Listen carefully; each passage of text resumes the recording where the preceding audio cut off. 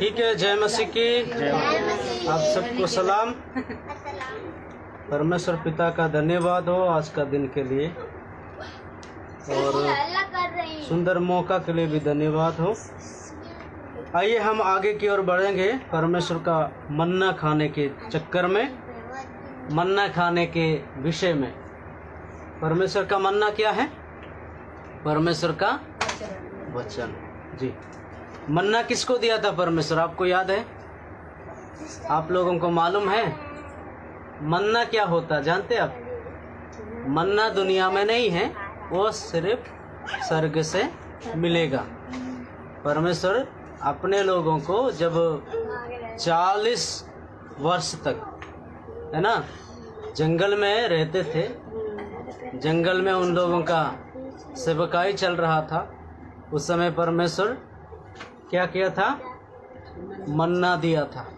मन्ना देकर लोगों को तृप्त कराया था। जंगल में कुछ मिलेगा? नहीं मिलेगा। ना ही भात मिलेगा, ना ही दाल चावल मिलेगा, है ना, ना ही रोटी मिलेगा। है, अगर आप नॉन वेज खाने वाले हो तो वो चीज़ मिलेगा, है कि नहीं? मुर्गा मुर्गी जो जंगल की होता है वो मिल जाएगा। लेकिन 6 लाख से ये लोग ज़्यादा थे। 6 लाख लोग अगर जंगल में रहेंगे, जो भी मतलब नॉन वेज खाने वाले लोग हैं, जो जो दिखेगा सारी एक दिन में ख़त्म कर देंगे। उसके बाद क्या खाएंगे? क्या खा सकते हैं? कुछ भी नहीं मिल सकता। लेकिन परमेश्वर ने क्या किया? उन लोगों को मन्ना खिलाकर तृप्त कर दिया। मतलब वचन की भूख, वचन की प्यास हमें होना है, तभी हमें तृप्त मिलेगा, तृप्त मिलेगा। आज का हम मनन के लिए हम पढ़ेंगे 2 तीमुथियुस 3 अध्याय उसका 12 वचन। ठीक है, उसमें अगर आपके पास पेन है उसमें आप निशाना बनाइए। निशाना बनाकर रखेंगे तो आपके लिए अच्छा होगा। जैसे मेरा देखिए कितना निशाना बनाया है ना, है कि नहीं? ये बाइबल क्या है? बाइबल घर पे रखकर, है ना, आरती उतारने के लिए नहीं, अगरबत्ती जला के वो करने के लिए नहीं, बाइबल पढ़ने के लिए दिया जाता है। इसको पढ़ो, परमेश्वर का इच्छा को जानो, किस प्रकार चलना है, किस प्रकार नहीं चलना। जब तक हम बाइबल नहीं पढ़ेंगे हमारा जीवन बदलेगा नहीं, थोड़ा थोड़ा रह जाएगा। संपूर्ण बदलने के लिए, बदल जाने के लिए बाइबल पढ़ना, सुनना बहुत जरूरी है। हालेलुया। ये एक पढ़ने वाला किताब भी कह सकते हैं। पहला तो जीवन का पुस्तक है, दूसरा है पढ़ने वाला किताब है। जय मसीह की। ये किताब को, इस बाइबल को हर कोई पढ़ सकता है, चाहे उसी धर्म से क्यों ना हो, उसी बिरादरी से क्यों ना हो, चाहे कोई भी बाइबल परमेश्वर का वचन पढ़ सकता है। इसमें कोई भेदभाव नहीं। चाहे अम्मा को आती है, अम्मा पढ़ सकती है, चाहे, है ना, कोई भी, मतलब बोलने का मतलब है ना? जी, नहीं आता फिर भी जिसको पढ़ना लिखना आता है वो बाइबल पढ़ सकता।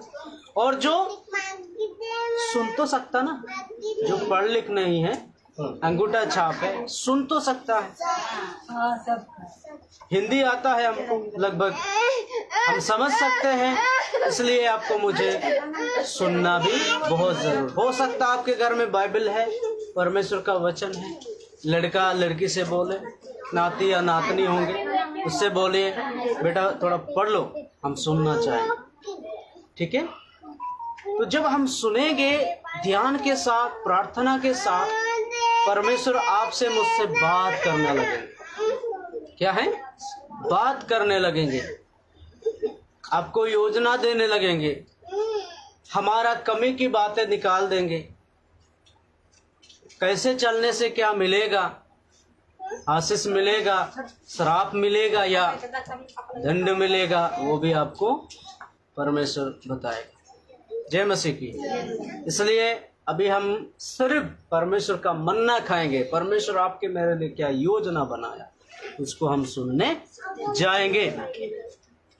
और अभी हम पढ़ेंगे 2 तीमुथियुस 3:12। दूसरी बात मैं आपसे कहना चाहता हूं, कलीसिया के अंदर एक अनुशासन होना। कलीसिया मतलब जैसे आप सभा भी कहते हैं, प्रार्थना का घर कहते हैं, है ना, चर्च कहते हैं कुछ लोग, यीशु सत्संग कहते हैं कुछ लोग, और यीशु दरबार कहते हैं कुछ लोग, है ना। बहुत से ऐसे नाम हैं, लेकिन एक ही नाम है, कलीसिया। प्रभु ने कहा है ये तुम मेरा कलीसिया हो। 2 से अधिक जब हम होते हैं कलीसिया है। जय मसीह। 2 से अधिक कलीसिया कहा जाता है। कलीसिया ये घर नहीं है, कलीसिया हम और आप है। जय मसीह की। अच्छे से बढ़िया से आप सुन लीजिए, आपको प्रभु आशीष देंगे, बात करेंगे जी। कलीसिया के अंदर अनुशासन होना है। अभी जैसे मान के चले आपके पास मोबाइल होगा ना, मोबाइल क्या करना, बीच बीच में फोन आते रहेगा, या शैतान भी ऐसे करेगा, किसी भाई के मन में काम करेगा, फोन कर उसको, फोन कर, वो फोन करता रहेगा, फिर क्या होगा, आप भी डिस्टर्ब हो जाएंगे, बगल वाले भी, और सुनाने वाला भी, सिखाने वाला भी डिस्टर्ब हो जाएगा। तो कलीसिया में हम मोबाइल अगर हमारे पास है, हम क्या करना है, साइलेंस में रखना है, स्विच ऑफ ना करें, है ना। ऐसे ऐसे इम्पोर्टेंट कॉल भी आ सकता कभी कभी, तो उसमें आपको मुझे थोड़ा बाहर जाके हम बात करें। अंदर बैठ के अगर बात करेंगे क्या होगा, वो भी डिस्टर्ब का कारण हो जाएगा, है ना बहन। जय मसीह। जय मसीह की। अगर हम किसी अधिकारी के पास जाएंगे, डीएम है, एसडी में है, कलेक्टर है ना, या मुख्यमंत्री के पास जाना होगा, वहां जाने से पहले सुन लीजिए, वहां जाने से पहले क्या होता है मालूम आपको, गुड्डू भाई को मालूम होगा। वहां जाने से पहले आपको नीचे से ऊपर तक चेकअप किया जाएगा। क्या आप पकड़ा है, क्यों मोबाइल पकड़े हो, क्यों आप मीडिया वाले हो, मतलब ऐसे ऐसे सारे ऊपर से नीचे तक जांच किया जाएगा। यदि आप पेन भी लिए हो, पेन भी उनको देना पड़ेगा, मोबाइल लिए हो, मोबाइल भी देना पड़ेगा, जो कुछ अपने साथ लिए हो सारी उनको सिक्योरिटी को देना पड़ेगा, वॉचमैन को। उसके बाद ही अंदर जाने को आपको मौका मिलेगा। सोच के देखिएगा, अगर डीएम है, एसडीएम है, और कलेक्टर है, और सीएम साहब है, उसके पास जाने से इतना स्ट्रिक्ट है, इतना अलाउड नहीं है, तो संगति में, कलीसिया में, जिसमें राजाओं का राजा, प्रभुओं का प्रभु उपस्थिति है, वहां पे आपका मेरा कितना अनुशासन होना। हम किसी साधारण परमेश्वर को आराधना नहीं करते हैं, हम डीएम को बनाने वाला को आराधना करते हैं, सीएम को बनाने वाला को आराधना करते हैं। इसलिए कलीसिया में अनुशासन रहना बहुत जरूरी है। जय मसीह की। और साधारण तौर से भी हम जो जो सुनते हैं वो गंभीरता से लेना, साधारण नहीं बनाना, गंभीरता से लेना। सही में ये वचन मेरे लिए था। कुछ लोग कहेंगे सर जी आज बहुत बढ़िया वचन प्रार्थना किया या प्रचार किया, पास्टर जी बहुत अच्छे अच्छे वचन बोला, है ना। ऐसे बोलने से नहीं होगा। सर जी या पास्टर जी जो आज वचन बातें किया ना, प्रचार किया ना, सिखाया ना, वो मेरे लिए था, है ना, मेरे लिए था कहना, मेरे को बचाया, मेरे को बात किया, मेरे को उद्धार दिया, मेरा मन ऐसा था, मेरा जीवन ऐसा था। जय मसीह की। आपको मुझे इस तरीका से रहना। किसी भिखारी को कलेक्टर के पास जाने नहीं दिया जाएगा, किसी पागल इंसान को भी नहीं दिया जाएगा। कितना प्रोटेक्शन दिया जाता कलेक्टर को, सीएम साहब को। हालेलुया। प्रभु के संगति में बैठते समय हम भी ऐसे बैठना है ना। अच्छा कपड़ा पहनना है, अच्छा पैंट पहनना है। जैसे बच्चे बैठे हैं बनियान पहन के, वो भी नहीं होना चाहिए। कुछ लोग लुंगी पहन के आएंगे, कुछ लोग तौलिया पहन के आएंगे, टॉवल पहन के आएंगे, वो भी नहीं चलेगा। हम लोग जैसे डीएम के पास जाते हैं उससे बढ़ के हमें, हाँ चल जाएगा तो नहीं है ना। अगर रिश्तेदार में हम जा रहे हैं, नहीं आप समझना, मैं बस इतना बता दूंगा, आप समझना। अगर कोई रिश्तेदार आएगा या आप रिश्तेदार में जाते हैं या फिर कहीं पार्टी होता है, सुनिएगा, या फिर कहीं पार्टी में जा रहे हो, ऐसे कपड़ा पहन के जाएंगे आप? नहीं, आप सोचना। तो परमेश्वर के कदमों में, उसके सानिध्य में, उसके शरण में बैठते समय हमारा मन भी सही होना, हमारा पहनावा भी सही होना, ठीक है? ये बातों को हम ध्यान देना है। कहीं किसी मंदिर में जाते समय आप देखना वहां पर किस तरीका से पहना कर जाते हैं, वो भी देखना। वहां जीवित परमेश्वर का आराधना नहीं किया जाता। संगति में, कलीसिया में, चर्च में जीवित परमेश्वर का आराधना करते हैं। तो हमें किस तरीका से रहना है, किस तरीका से जाना है, इन बातों को जरा हम ध्यान देना। हालेलुया, जय मसीह की। ठीक है बेटा, हालेलुया, आमीन, जय मसीह की। चलिए हम आगे की ओर बढ़ते हैं, वचन को पढ़ेंगे। 2 तीमुथियुस 3 अध्याय का 12। सुनीता बहन पढ़िए, आप उठ के खड़े हो जाइए और पढ़िए जी। बैठ के पढ़िए। अच्छा ठीक है, दिक्कत तो नहीं है ना? पर जितने मसीह यीशु के भक्ति के साथ जीवन बिताना चाहते हैं वे सब सताए जाएंगे। बस और आगे पढ़ने का जरूरत नहीं है, इतना है। एक बार फिर से पढ़ेंगे।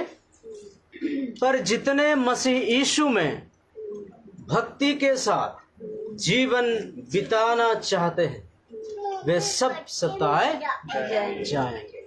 आइए प्रार्थना करें। धन्यवाद प्रभु जी, ये वचन के लिए हम धन्यवाद करते हैं। वचन को तेरे हाथ में सौंपते हैं पिता। वचन से प्रभु हम सबको बातें कर, क्या योजना आपका वो सुनाना। सबका मन को खोल दे, हृदय को खोल दे, आंखों को, कानों को खोल दे आत्मिक रीति में, ताकि समझकर समर्पण होकर आपका पीछे जाने वाला बन जाए। प्रार्थना सुन लिया, धन्यवाद। डिस्टर्बेंस करने वाला सारी आत्माओं को हम बांध कर यीशु मसीह के नाम से दूर फेंकते हैं। यीशु मसीह के नाम से मांगते हैं, आमीन। देखिए यहाँ क्या लिखा हुआ है, पर जितने मसीह यीशु में, क्या है? पर जितने मसीह यीशु में भक्ति के साथ मतलब क्या है? सच्चाई के साथ, किसी को दिखावा के लिए नहीं, है ना? किसी से धन प्राप्त करने के लिए नहीं, किसी से दान प्राप्त करने के लिए नहीं, है ना? किसी का मन प्राप्त करने के लिए नहीं, किसी का छीनने के लिए नहीं, किसी का चोरी करने के लिए नहीं, किसी को भरमाने के लिए नहीं, भक्ति के साथ यानी सच्चाई से। सच्चाई से क्या है? जिस प्रकार शायद आप लोग जो बकैनिया से आए हैं, क्या नाम है गांव का नाम? बकैनिया जी, बकैनिया गांव से आए हैं आप। प्रभु यीशु में कितना साल हो गया है आप लोग रहते हैं? प्रभु यीशु में कितना साल हो गया? साल पूरा ना ही भाई, ठीक बात। आप कितना साल से हैं? 1 साल हो गया जी। और श्वेता की मम्मी कितने साल हो गया? 3रा साल। और गुड्डू भाई आप लोगों को? अच्छा, आप लोगों के बाद ये लोग?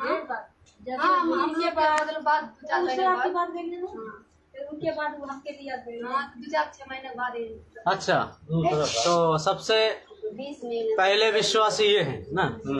सुनीता बहन कब से? तभी से याद रखना कौन सी साल है, कौन सी सन है ना?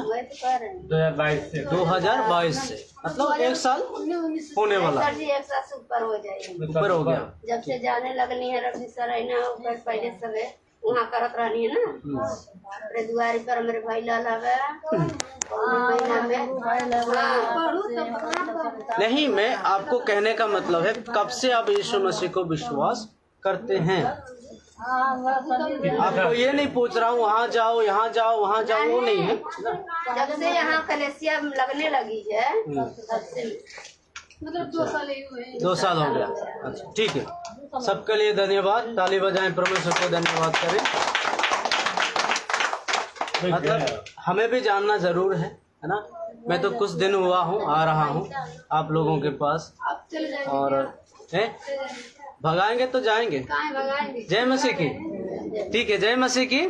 मतलब अभी देखिएगा, जैसे स्कूल में होता है, स्कूल में अगर ये बच्चा 3 साल का होने वाला है, मेरा लड़का, तो इनको अगर 2 क्लास में पढ़ाने वाला किताबों को इसको पढ़ाया जाएगा तो ये समझ पाएगा क्या? नहीं पाएगा ना। अगर नर्सरी मतलब आंगनवाड़ी में जिस बातों को सिखाया जाता है सिर्फ वो ही समझेगा, खेलना कूदना, है ना बेटा, ऐसा नहीं है, ऐसा खाना, ऐसा पानी पीना, वहां पर बोली चाल को सीखते बच्चे आंगनवाड़ी में, नर्सरी में।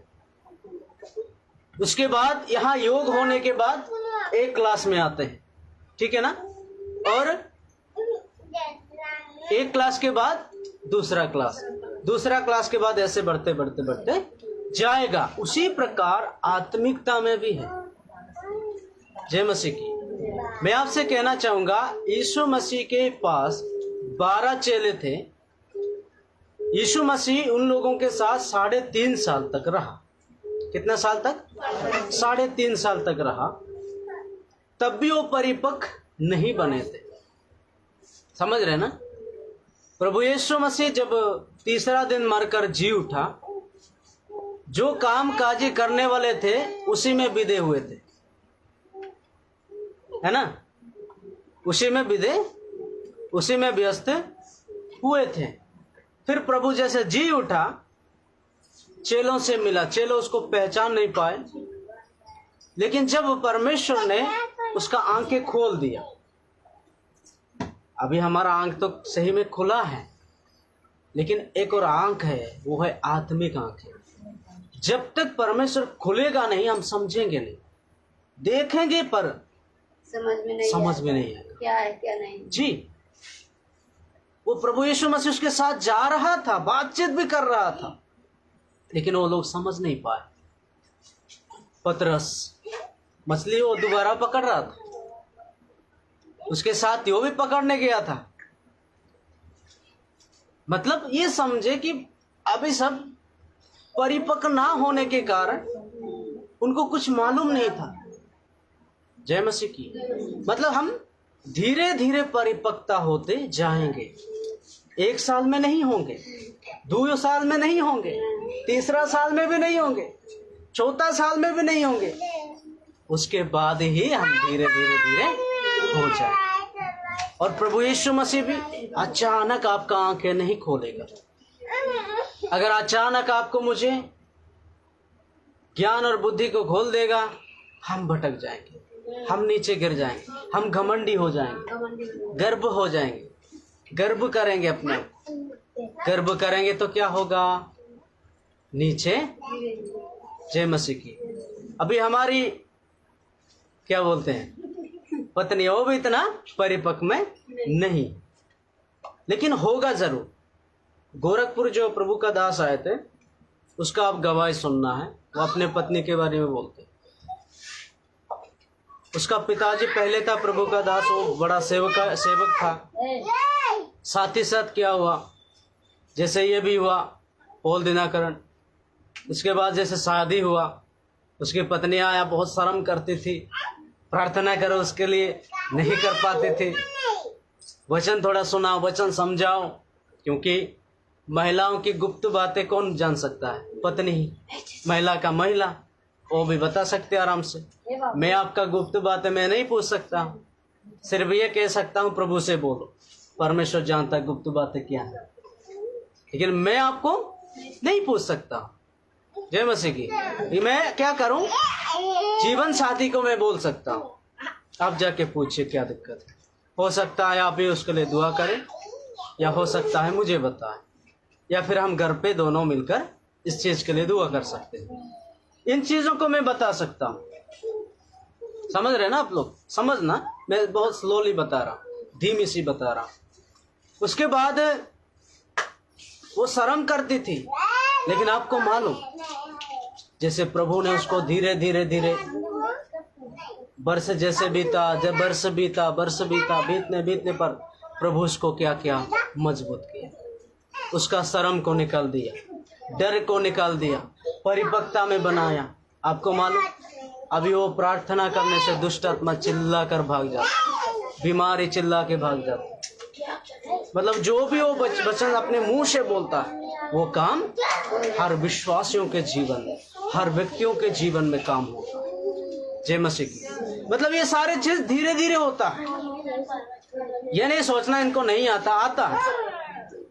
अभी भी बोल सकती हो, वचन को हम मतलब मौका देंगे तो बोल सकती, लेकिन अभी उनके पास 3 है, तीनों को संभालो। जय मसीह की। हालेलुया। जय मसीह की। सुनीता बहन ठीक है, ठीक है ना? जैसे वो छिपकली का एक और बड़ा है, क्या नाम उसको बोलते हैं? हाँ शायद, उसको जो भी बोलो क्या बोलता है? इधर मत आओ, इधर आओ बोलेगा। ऐसा नहीं करना है। जय मसीह की। एक बार की बात ऐसा हुआ, एक कलीसिया में एक बूढ़ा सा व्यक्ति आ रहा था, इतना तेज से हालेलुया बोलता था, सब वो अकेला भी बोलता था, कभी भी बोलता था, अकेला बोलता था, तेजी से बोलता था, सब बिगड़ जाते, मतलब सब सुन के हैरान हो जाते थे, चकित हो जाते थे। सुनिए, हाँ सबसे तेज बोला था। पास्टर जी देखा, यार ये तो अजीब तरीका से बोल रहा है हालेलुया, क्या करें इनको हम, अगर इनको रोक देंगे तो उनको बुरा लगेगा, इसलिए एक प्लान बनाना पड़ेगा। वो ऐसे ही बिना चप्पल से आता था। पास्टर जी ने बोला, प्रभु का दास बोला, चाचा मैं वो परसिना मैं आपके लिए चप्पल नया ला के दूंगा, अगले संडे शनिवार को मैं ला के रखूंगा आपके लिए, लेकिन एक शर्त है, अब हालेलुया नहीं बोलना। फिर अगले संडे आया, संडे आने के बाद चप्पल भी उसको दिया गया है, उसके सामने है, और उसके बाद क्या हुआ, आराधना शुरू किया गया। उनके मन में आ रहा है, लेकिन पास्टर जी उससे बोला क्या है उसके मन, आप बच्चों को मत दीजिए ये चीज, ये खेलने वाला नहीं है, ये पढ़ने वाला, ठीक है? जय मसीह की। उसके मन में क्या हुआ, आ रहा है हालेलुया बोला, आ रहा है हालेलुया। उन्होंने क्या बोला, मुझे कुछ मिले या ना मिले हालेलुया बोल।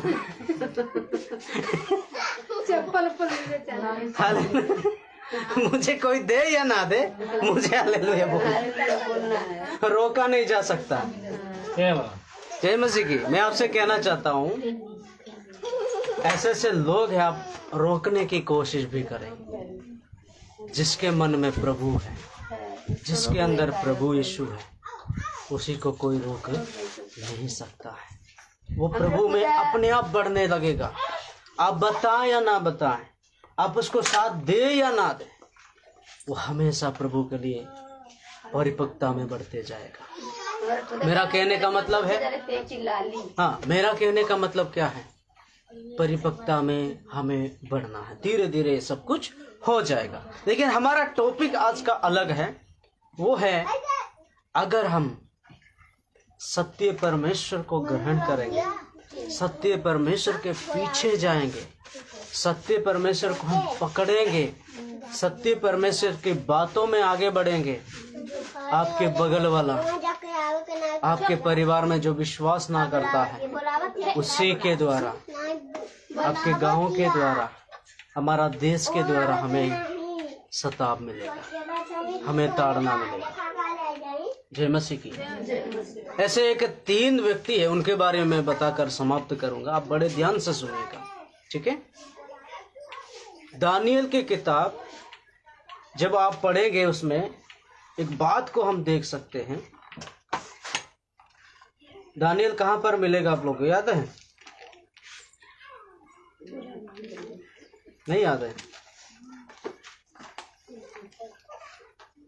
पुराने नियम में मिलेगा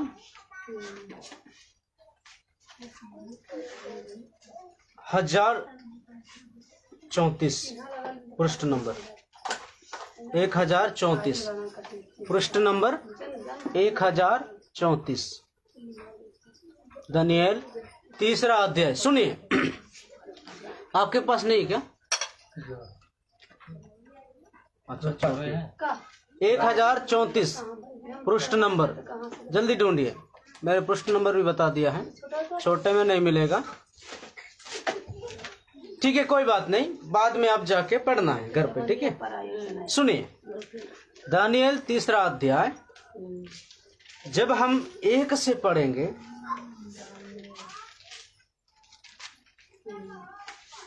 30 वचन तक, सुनिए, 1 से लेकर के 30 वचन तक पढ़ेंगे, वहां पर एक विषय को हम देख सकते हैं। भाई का नाम सद्रक था और दूसरा का नाम मेशक था और तीसरा का नाम अबेदनगो था। सद्रक, मेशक, अबेदनगो 3 लोग थे, 3 भाई थे, 3 सेवक थे, 3 विश्वासी थे, ठीक है। ये लोग जब प्रभु को विश्वास किया, ग्रहण किया, उसके पीछे चलने लगा। जैसे मैं दारू पीता था, बहुत बिगड़ा हुआ था, किसी की बात सुनता नहीं, परवाह नहीं करता था, लेकिन जब प्रभु को मैंने विश्वास किया, ग्रहण किया, प्रभु मेरे दिल में आया, मैं बदल गया और प्रभु का पीछा मैंने जैसे किया। कई लोगों ने मुझे भला बुरा कहा, सताव किया, है ना, जेल जाना पड़ा, पता नहीं क्या क्या होता है। किसी का हम चोरी नहीं करते, किसी का लालच नहीं करते, किसी को बिगाड़ते नहीं हैं, किसी को भरमाते नहीं हैं। ऐसी ऐसी बातों को हम सिखाते हैं जिसका जीवन सुधर जाए, जिसका जीवन बदल जाए, जिसका जीवन बच जाए। उसी बातों को ही हम और आप सीखते हैं, सिखाते हैं। जय मसीह। लेकिन क्या हुआ, ये तीनों व्यक्ति के जीवन में एक बहुत सी घटना घटता है। आपको मालूम, वहां का एक राजा था, उन्होंने एक सोने का मूर्ति बनाया। क्या बनाया? सोने का मूर्ति बनाया और सारी अधिपतियों को, हाकिमों को, गवर्नरों को, जजों को, खजांची को, न्याय को, शास्त्री आदि प्रांत के लोगों को, अधिकारी नबूकदनेस्सर राजा ने क्या किया? सबको बुलाया।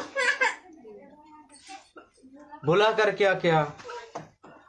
जो इस मूर्ति को पूजा नहीं करेगा, आराधना नहीं करेगा, दंडवत नहीं करेगा, उसको क्या किया जाएगा? आग के भट्टे में डाल दिया जाएगा। झोंकेंगे नहीं, एकदम डाल दिया जाएगा। भयंकर है ना। मतलब जब से उन्होंने, हो सकता मैं भी पहले मूर्ति पूजा कर रहा था, हम क्या पहाड़ को, जंगल को पूजते थे, लेकिन जब हमें सच्चाई पता चला, जिस परमेश्वर का भी मैं सेवकाई करता हूँ, वही परमेश्वर पहाड़ को बनाया, वही परमेश्वर जंगल को बनाया, और उसी परमेश्वर को छोड़कर हम सृष्टि को पूजेंगे तो क्या होगा? उसको बुरा लगेगा, है ना। अगर हम हकीकत पिता जो हमारा बाप है उसको छोड़ के बगल वाला से अगर हम इज्जत करेंगे, सम्मान करेंगे, पिता का सम्मान उसको देंगे, हमारा पिता को कैसा लगेगा? अच्छा लगेगा? बुरा लगेगा। उसी प्रकार है, परमेश्वर बनाया सारे चीजों को, सारे सृष्टि को, सारे पेड़ पौधे, जीव जंतु और पत्थर, जो कुछ भी, लेकिन इंसान क्या करता है, मैं भी ऐसा था, इन चीजों को पूछता था उसको छोड़कर, उसको बुरा लगता था। लेकिन जब मैंने बाइबल पढ़ा, प्रभु यीशु मसीह के बारे में जाना, जानने के बाद क्या हुआ, वो सारे चीजें हम छोड़कर सृष्टिकर्ता को पकड़े, उसको पूजने लगे, उसकी आराधना करने लगे। उसके बाद क्या हुआ, लोग हमें सताने लगे, ये मूर्ति पूजा छोड़ दिया है, जंगल पूजना, पहाड़ पूजना छोड़ दिया, बलिदान देना छोड़ दिया है, कर कर वो सताने लगे, धर्म बदल लिया, पता नहीं क्या क्या बोल। हम आज भी धर्म नहीं बदलाया, हम अपना मन को बदलाया। जिस कागजात में हम पहले थे वही कागजात में अभी भी है।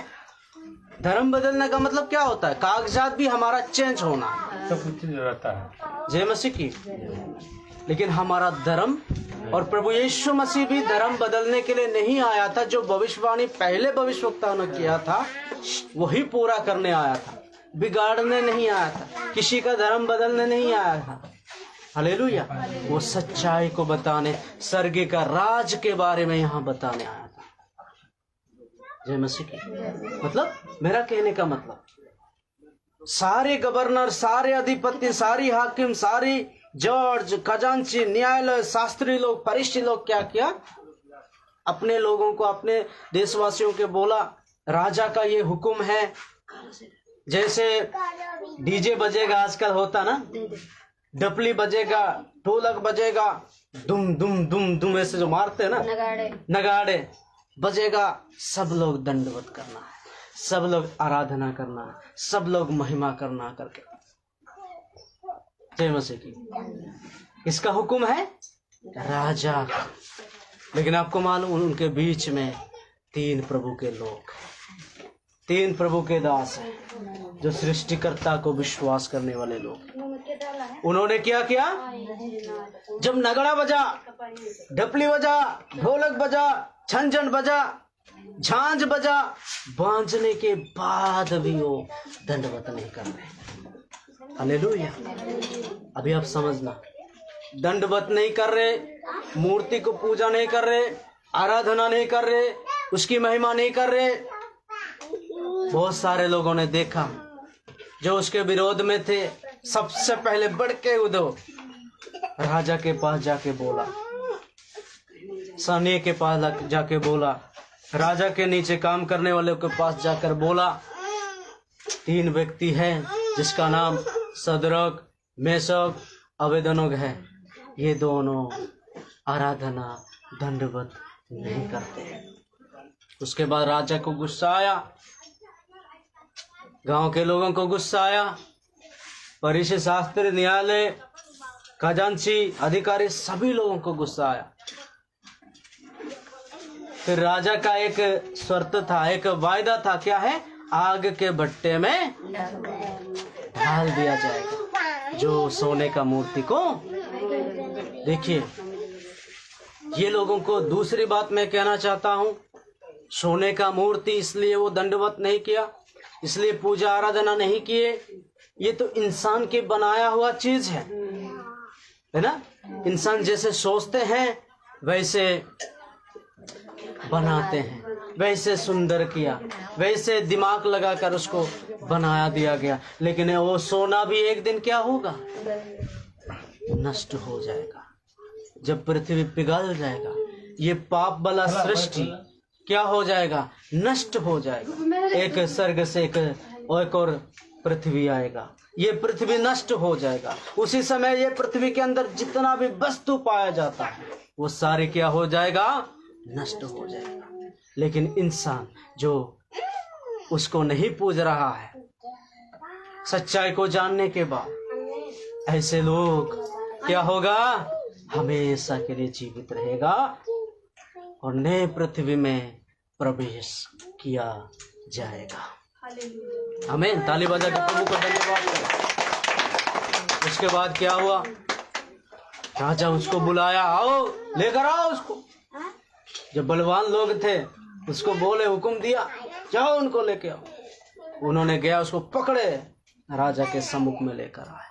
राजा बोला, मेरा एक शर्त है, मेरा एक वायदा है, जो इस मूर्ति को पूजा नहीं करेगा, दंडवत नहीं करेगा, आग के भट्टे में डाल दिया जाएगा। इसलिए क्या किए राजा? 1 गुना नहीं, 2 गुना नहीं, 3 गुना नहीं, 7 गुना आग को बढ़ाया जाए। कितना गुना? 7 गुना। देखिए, सच्चाई के पीछे जाने के पीछे प्रभु यीशु की आराधना करने की बजाय, उसकी महिमा करने की बजाय, उसका प्रतिफल क्या है? हो सकता है आपके जीवन में इस तरीका से सामने आएगा, परिवार की ओर से आएगा, दुनिया की ओर से आएगा, लेकिन आपको मुझे नहीं डरना है। आपके सिर पे तलवार रखेंगे, कहेंगे क्या बोलो, ये बोलो, जय बोलो, मतलब किसी किसी का नाम लेके जय बोलो करके बोलेंगे, लेकिन आपको नहीं बोलना है।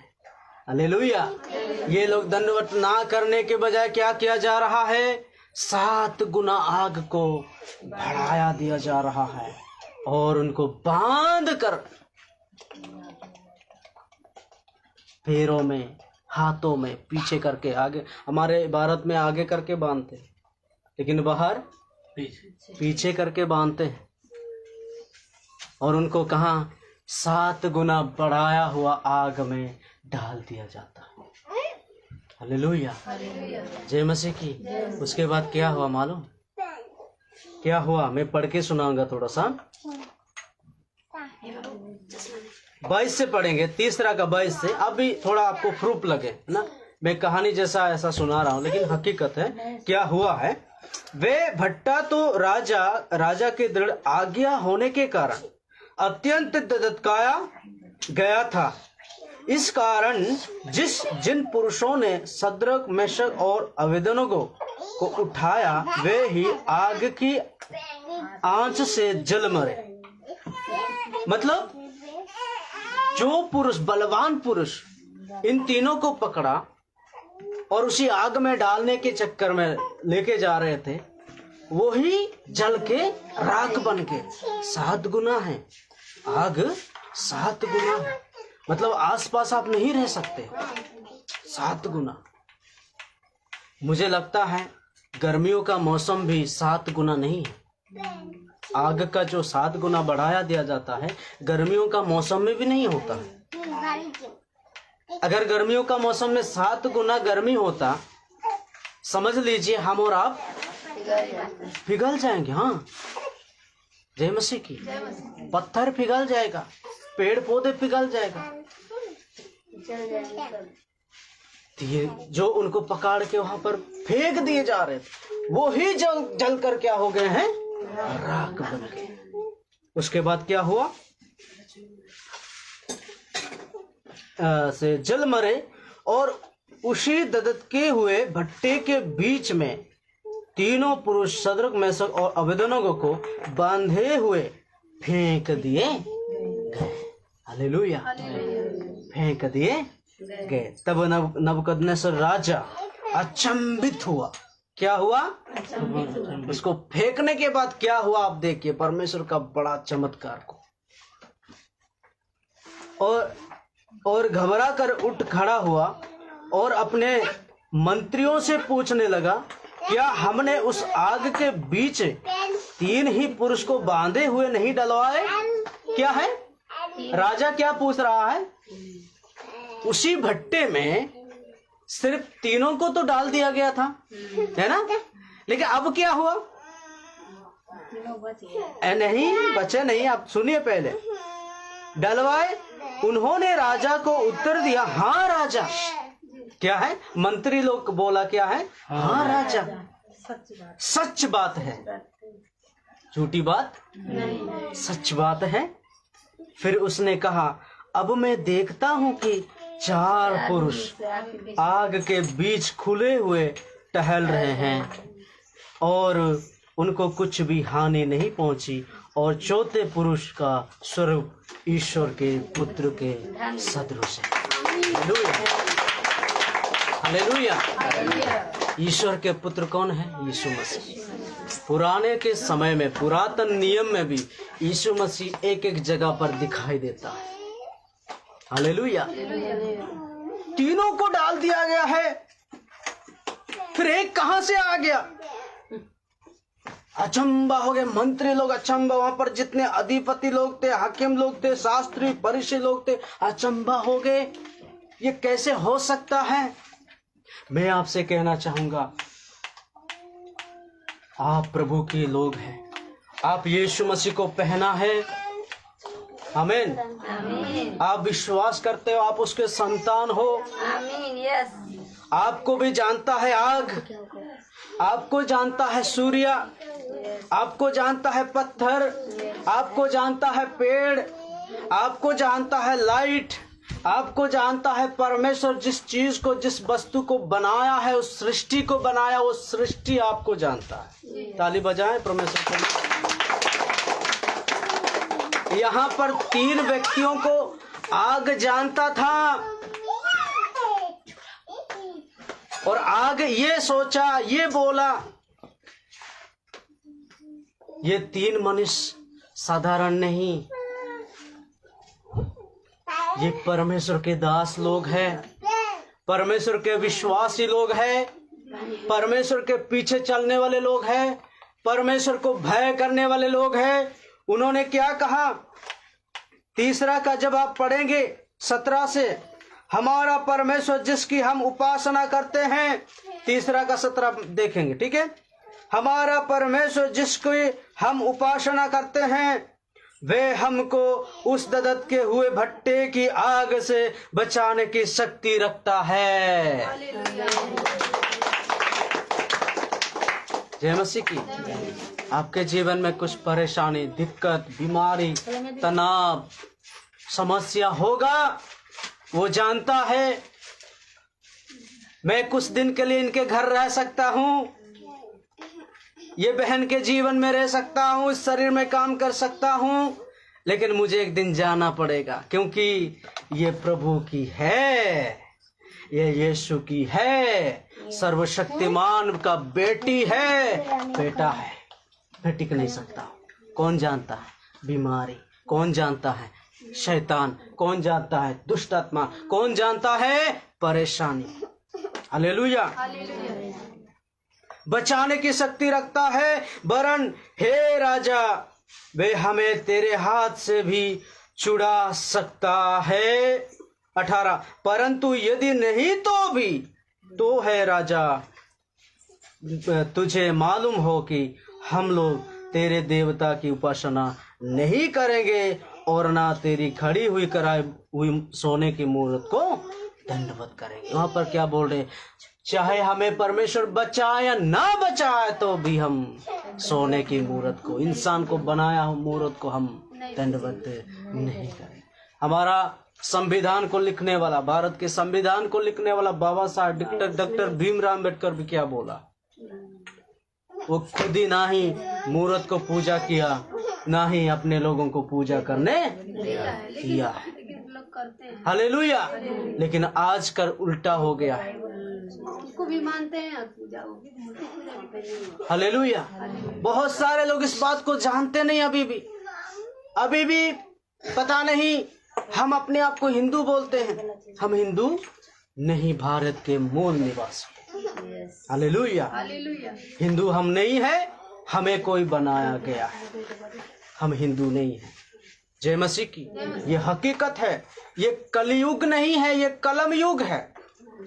मैं आपसे उत्साहित करना चाहता हूँ, हम जब अपने बच्चों को पढ़ाएंगे, लिखवाएंगे, तभी सच्चाई क्या है, इसके पीछे छिपा हुआ क्या बात है, हम जान सकते हैं।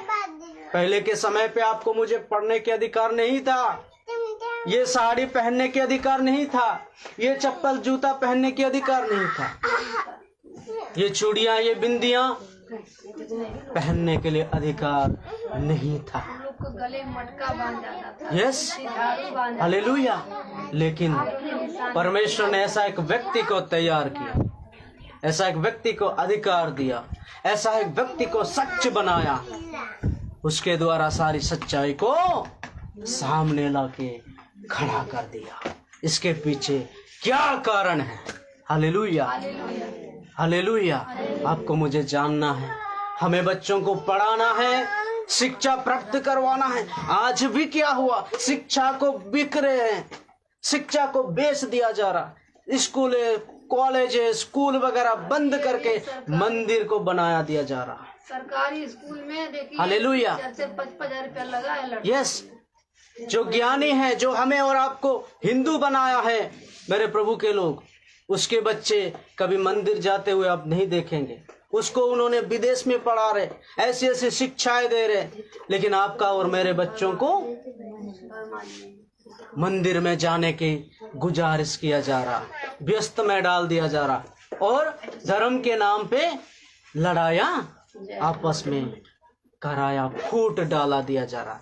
धर्म खतरे में है, चलो धर्म को बचाने के लिए निकले। हालेलुया, जय मसीह की। जो अधिकारी के बच्चे हैं, उनके देखना, उनके बच्चों को, कभी वो लड़ाई के पीछे नहीं जाएगा। वो पढ़ाई के पीछे, शिक्षा के पीछे, ज्ञान के पीछे जाएंगे। हालेलुया, सुन रहे ना आप लोग? ये सच्चाई है। हालेलुया। आजकल ऐसे ऐसे लोगों को परमेश्वर अभी भी तैयार किया। डॉक्टर भीमराव अंबेडकर भी, वो तो चले गए, लेकिन उन्होंने ऐसा सच, ऐसा हिम्मत, ऐसा एक अधिकार दे के गया है। आज भी कुछ लोग हैं, उनके ऊपर अटक किया जा रहा है। जो बोलने आता है 14-14, 15-15 साल के लड़के बोलते हैं। आमीन, हालेलुया। मैं आपसे कहना चाहता हूँ, डॉक्टर भीमराव अंबेडकर भी और संविधान में भी ये चीजें करने की अनुमति नहीं है, नहीं है। हालेलुया। उसी धर्म से तो शादी की विवाह किया था, लेकिन वही चीज उन्होंने नहीं किया। क्यों नहीं किया? उनको सच्चाई क्या है पता चला। हालेलुया। उस समय मनुस्मृति चल रहा था, मनु व्यवस्था कहते हैं, मनुवादी व्यवस्था चल रहा था।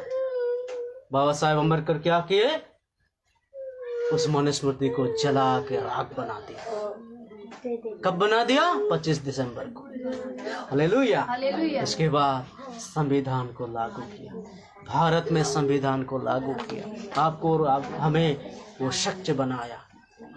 ये अभी क्या है? कलम युग है, कल युग नहीं, कलम युग है। आपको मुझे जानना इस बात को। हमें बच्चों को पढ़ाना है, चाहे कुछ भी हो सकता है, जितना भी फीस देना पड़ेगा, आपको मुझे मेहनत करना है। प्रभु देगा, प्रभु रास्ता खोलेगा, ये आपको मुझे भरोसा करना। बच्चों को किसने दिया? परमेश्वर दिया। अभी मुद्दे पे चलेंगे। यहाँ पर क्या हुआ? क्या हुआ? उसको भट्टे में डाल दिया गया है। हो सकता है मेरा एक प्रभु का दास है, मेरा एक दोस्त है, जब प्रभु में आया उसको गांव से निकाल दिया गया। लेकिन उन्होंने बोल सकता था, उसके लिए कानून है, संविधान का एक नियम है। वो बोल सकता था, जिस जमीन में मैं रहता हूँ ये मेरे नाम से पट्टा है, मेरे पिताजी के नाम पे पट्टा है, ये तुम्हारे नाम पर नहीं है। मुझे भी ये नल का वो पानी पीने के लिए अधिकार है, सरकारी दिया है। ये पहाड़, ये सारे चीज किसने बनाया? मेरा परमेश्वर बनाया है, परमेश्वर का है, मेरा अधिकार इतना बोल सकता है। लेकिन उन्होंने ऐसा नहीं बोला। वो चाहा हमारा गांव बच जाए, इसलिए उन्होंने माफ किया। अगर हो सकता है, उसका हाथ बहुत लंबा है, उसका हाथ, परमेश्वर के दास का हाथ बहुत लंबा होता है, लेकिन वो शांत रहते हैं, कबूतर के जैसे भोले बन जाते हैं। क्यों? इसलिए कि जो सता रहे हैं वो नष्ट में ना जाए, बल्कि वो एक दिन